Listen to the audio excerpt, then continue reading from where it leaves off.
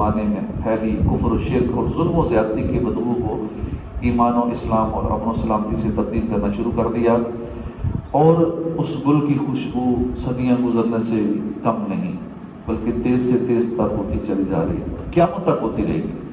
और वो बेमिसाल गुल सैयदा आमना के फूल, वालिद सैयदा बतूल यानी हमारे प्यारे रसूल सल्लल्लाहु अलैहि वसल्लम है। यही वजह है कि उलमा, सुलहा, मुहद्दिसीन, मुफस्सिरीन आपकी मुबारक विलादत के वक्त और महीने की अज़मत और रिफ़त का खुतबा मुख्तलिफ अंदाज में पढ़ते आए हैं। जैसा कि 750 साल पहले, 7 सदियाँ पहले, ये मिलाद आज का नहीं है, ये बहुत पुराना है, अल्लाह की वली ने शुरू से करते हैं और मिलाद के नाम से बराबर करते हैं। 750 साल पहले कि इमाम हज़रत अल्लामा ज़करिया बिन मोहम्मद बिन महमूद क़ज़वीनी रहमतुल्लाह अलैह 662 हिजरी में इनकी वफ़ात हुई है। आप फरमाते हैं कि रबीउल अव्वल वो मुबारक महीना है जिसमें अल्लाह पाक ने सैयदुल मुरसलीन सल्लल्लाहु अलैहि वसल्लम के वजूद मसऊद के सदके सारे जहान वालों पर भलाइयों और सादतों के दरवाजे खोल दिए हैं। इसी महीने की 12 तारीख को रसूलुल्लाह की विलादत हुई। कैसी शान वाली है वो घड़ी जिसमें रसूल खुदा बेसहारों के आसरा तशरीफ लाए और इस साथ को क़यामत तक आने वाले मुसलमानों के लिए दुआ की कबूलियत का वक्त बना दिया। जैसा कि सैयदना शेख अब्दुल अजीज़ दब्बाग फरमाते हैं कि जिस मुबारक घड़ी में हुजूर दुनिया में तशरीफ लाए, इस सहरी का वक्त था जब दुनिया में तशरीफ आवरी हुई, जिस मुबारक घड़ी में दुनिया में तशरीफ लाए वो दुआ की कबूलियत का वक्त है। उस साथ की कबूलियत का वस्फ क़यामत तक रहेगा। उस घड़ी में रूए ज़मीन के गौसो कुतब दिगर औलिया किराम गारे हिरा के पास जमा होते हैं।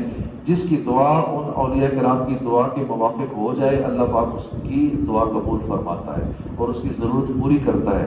शेख अब्दुल अजीज़ दब्बाग रहमतुल्लाह अलैह अक्सर अपने मुरीदों को इस मुबारक वक्त में क़याम की तरगीब इरशाद फरमाया करते थे, यदि खड़े हो जाया करो। जब हुजूर की विलादत का वक्त आए, इस सहरी का वक्त होता है। तो अब भी अल्हम्दुलिल्लाह जहाँ जहाँ इज्तिमात होते हैं दावत इस्लामी के तहत सारी रात इज्तिमा होता है, और जैसे ही विलादत का वक्त आता है उस टाइम खड़े होकर हाथ बांध कर बाअदब तरीके से अल्लाह की बारगाह में खूब इल्तिजाएं की जाती हैं। हुजूर की बारगाह में सलातो सलाम पेश किया जाता है। बड़े रिक्कत अंगेज़ मनाज़िर होते हैं क्योंकि वो मांगने का वक्त होता है।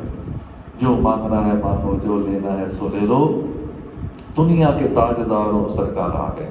तो वो वक्त मांगने का है। अगर पहले ये रूटीन नहीं थी ज़िंदगी में तो इस साल इस पे करके देखें कि जैसे ही 12वीं को वक्त विलादत आए उस वक्त खड़े होके, बल्कि किसी ऐसे माहौल में हो जहाँ ये सारा हो तो वहाँ ज़रा और हरकत अंगेज़ माहौल बनता है। इंशाल्लाह यहाँ पिंडी में जो बड़ा इज्तिमा होगा शब विलादत का, लियाकत बाग में होगा, उस इज्तिमा में आप शरीक हों जहाँ कसीर तादाद होगी, हज़ारों की तादाद में लोग होंगे, और वहाँ एक ऐसे ही रिक्कत अंगेज़ माहौल होता है, अल्लाह की रहमतों का नुज़ूल होता है। और वक्त विलादत फिर सहरी भी कराई जाती है। फिर सहरी के बाद जैसे ही वक्त विलादत का टाइम होता है तो सारी अवाम खड़े होके उस टाइम फिर खूबसूरत आवाज़ में अच्छे अच्छे नातखान होते हैं, बड़ा प्यारा एक माहौल बना होता है। फिर मांगने का सिलसिला होता है, दुआएं कबूल होने का वो वक्त होता है। वो मकान बड़ी बरकतों का खजीना है कि जहाँ आप दुनिया में जलवागर हुए, इसलिए उलमा मुहद्दिसीन यहाँ हाज़िरी देते हैं और बरकत पाते हैं। जैसा कि तकरीबन 826 साल पहले के बुजुर्ग हैं अल्लामा अबुल हुसैन मोहम्मद बिन अहमद जुबैर उंदलसी रहमतुल्लाह अलैह 614 हिजरी में वफात पाई है।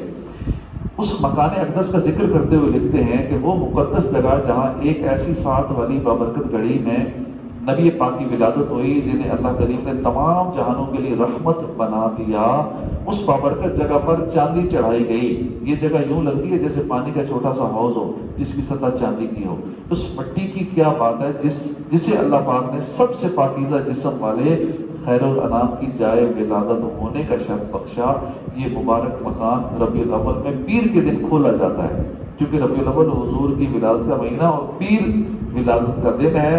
लोग उस मकान में बरकतें लेने के लिए दाखिल होते हैं।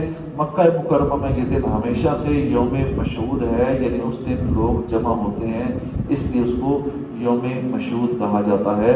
तो लोग इतराज़ात करते हैं कि आप साल में ये विलादत मनाते हैं, हुजूर का बर्थडे मनाते हैं, तो साबित करें हुजूर ने कब मनाया, सहाबा ने कब मनाया। तो मुख्तसर सा ये जवाब दे दें कि हुजूर हर महीने में 4 दिन अपना यौम विलादत मनाते थे। हम तो साल में एक बार मनाते हैं, हुजूर खुद 4 दिन मनाते थे।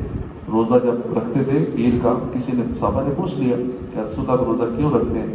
تو ارشاد فرمایا کہ روزہ رکھ کر منا یوم ولادت مناتا ہوں۔ ہم بھی مناتے ہیں، بہت سارے جوابات ہیں، لیکن اتنے جواب دینے کی میرے شارٹ سے اگلے کو یہ کہ منع کہاں لکھا ہے؟ جو ہم کر رہے ہیں منع بتا دو۔ لائٹنگ کا منع ہے، قرآن و حدیث سے کوئی لے آؤ وہ چیز۔ اسی طرح جھنڈے لگانا منع ہے، یہ لے آؤ۔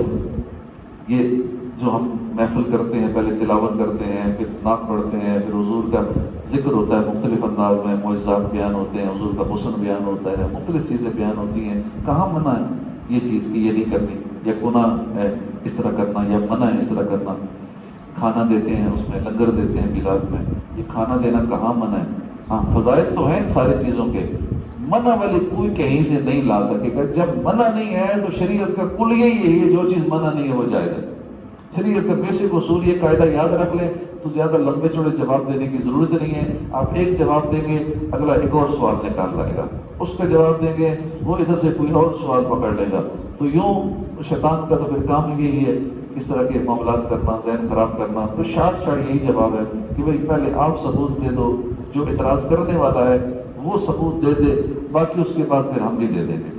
منع کا ثبوت نہیں لا سکے گا، آج دن تک کوئی نہیں لا سکا کہ کہیں منع ہو کچھ۔ تو ایک عام کامن بندے کو بھی پتہ ہے، جس کے پاس اتنا دینی نالج نہیں ہے، جو عالم نہیں ہے، مفتی نہیں ہے، وہ بھی بتا سکتا ہے تلاوت کہیں منع نہیں ہے، نعت کہیں منع نہیں ہے، حضور کی تعریف کرنا، حضور کے معجزات، حضور کا تذکرہ کرنا، حضور کی باتیں کرنا، شان مصطفیٰ بیان کرنا کہیں منع نہیں ہے۔ یہ عام بندہ بھی جانتا ہے، جو نماز تک نہیں پڑھتا وہ بھی بندہ جانتا ہے۔ کھانا کھلانا کہیں منع نہیں ہے، یہ سارے وہ کام ہے، منع نہیں ہے، ثواب والے کام ہے، اس کی باقاعدہ ترغیب ہے، اس کے فائدے۔ کھانا کھلانا جنت میں لے جانے والے کاموں میں سے ہے، جو کسی مسلمان کو کھانا کھلائے اس میں جنت واجب ہو جاتی ہے۔ اس طرح کے فضائل تو سنے ہیں، لیکن منع والا کہیں نہیں ہے۔ یہ باتیں ایک عام ایک ان پڑھ جاہل بندے کو پتہ ہے، جسے دینی علم نہیں ہے، تو اس لیے ایسے لوگوں کی باتوں میں نہ آیا جائے، جو سوشل میڈیا پہ لوگوں کا ایمان برباد کرنے میں ان دنوں میں خاص کر زیادہ ایکٹیو ہو جاتے ہیں۔ اور شیطان کو جو کہ تکلیف ہوتی ہے سوائے ابلیس کے، سبھی تو خوشیاں منا رہے ہیں۔ اللہ پاک ہمیں حضور کی آمد کی خوشیاں منانے کی توفیق عطا فرمائے، آمین بجاہ نبی الامین صلی اللہ علیہ وسلم۔